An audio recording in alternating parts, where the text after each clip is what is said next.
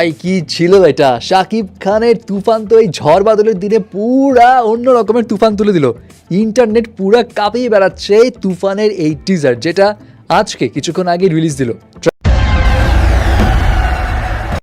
শাকিব খানের এই তুফান নিয়ে তো এক্সপেকটেশন সবারই অনেক হাই ছিল, কারণ একে তো এখানে সুপারস্টার শাকিব খান আছে, তার উপর আবার এখানে ডিরেক্টর রায়হান রাফি, এবং এই দুজনের কম্বো যে অন্যরকম ধামাকা ক্রিয়েট করবে এটার আজ কিন্তু পাওয়া যাচ্ছিল তুফানের ফার্স্ট লুক থেকেই। পুরো দেশকে তুফানের হাতে তুলিয়া দেব। আর টিজারটা সেই বার্তাই দিচ্ছে যে ধামাকা এবার হবে কুরবানি ঈদে। কোনো কিছুতেই বাধা দেয়ার এখতিয়ার কেউ রাখতে পারবে না। শাকিব খানের লুক থেকে শুরু করে এই টিজারে যা যা দেখা গেছে সবই একদম 100তে 100। শাকিব ভক্তরা তো পুরো পাগলা হয়ে গেছে টিজার দেখে। এখানে বিয়ার্ড লুকে লং হেয়ারে শাকিবের লুক তো অসাধারণ লাগছে, পুরাই গ্যাংস্টার।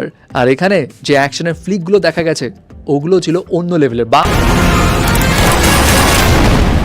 বাংলা সিনেমায় ইউজুয়ালি এমন অ্যাকশন সিন তো দেখা যায়নি ফর শিওর, তবে ওই যে গান নিয়ে যে ফাইট সিকোয়েন্সটা পুরা ফাটাফাটি।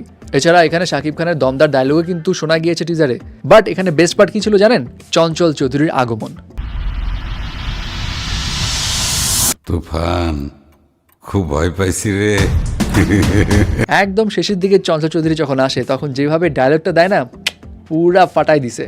এবং মনে হচ্ছে চঞ্চল চৌধুরী শাকিব খানকে একদম নাজেহাল করে ছাড়বে সিনেমাতে ভিলেন হিসেবে।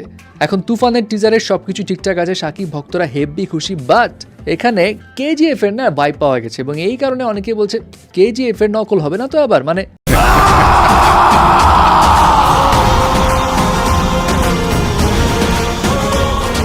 কেজিএফ এর রিয়াসের মতোই শাকিবের চাল চলন, ওরকমই একটা থিম রাখা হয়েছে, কালার গ্রেডও অনেকটা সেরকম, আবার গান ফাইটগুলো অনেকের কাছে ওরকম লাগছে। তবে কেউ কেউ আবার বলছে ভাই কেজিএফ এর মতো হলে হোক, তবে শাকিব খানকে এইভাবে তো আগে দেখা যায়নি, আর এইটা হবে শাকিব ভক্তদের জন্য একটা বড় ট্রিট এইবারের ঈদে ফর শিওর।